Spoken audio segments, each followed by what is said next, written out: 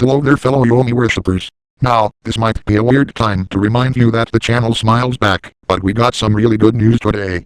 In fact, a huge victory for all true communists, Democrats and anyone who values true equality. The 7th Crusade is finally over.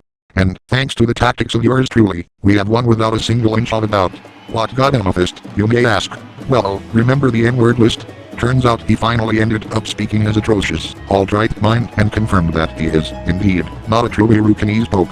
Therefore, under Yomi law, one who is accused of fraud, not a Senranist citizen, and demeaning someone much higher ranking than them, actually means we can enforce victory due to them having no claims and no respect. Who fought the good Pole? Tell them about your dad's opinions. Trick would end up winning a 4-month-long conflict. Of course, this means there will be a peace deal, just like the one Gangshat got. Refusal to comply to the treaty will result in harsher demands, and more of them. The crusade will also be extended into those who agree with said person, if the original crusade target does not comply. For the peace treaty, one of the choices must be taken into account.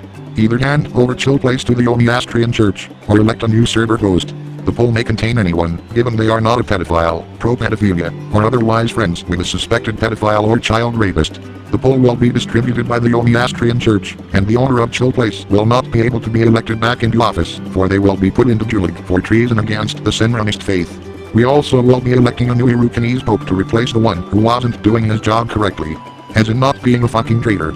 Once the elected comes to power, the N-word list and all Yomastrian policies will be enforced to the fullest. Refusal to do so will continue the crusade, and no one will be spared.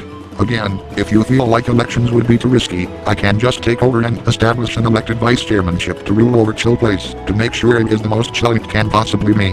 All former admins will also be told to work in the Julig, except if they are Master Strike 9000 number 3381. No, and I don't mean nicknames. Only the real master gets exempt. That was all I had to say to Chill Place. Now, are you affected if you were not an admin in Chill Place and don't have relations with a pedophile? No, of course not. You'll be fine. I'd say this is the best thing to happen to Chill Place in a long time. It'll finally be the chill it deserves to be, and nothing more. Not run by a Romanian bimbo who honestly should have been thrown out a long time ago. I'll also say that all bans that are not related to the crusade will be revoked, and the server renovated with more interactive stuff to do.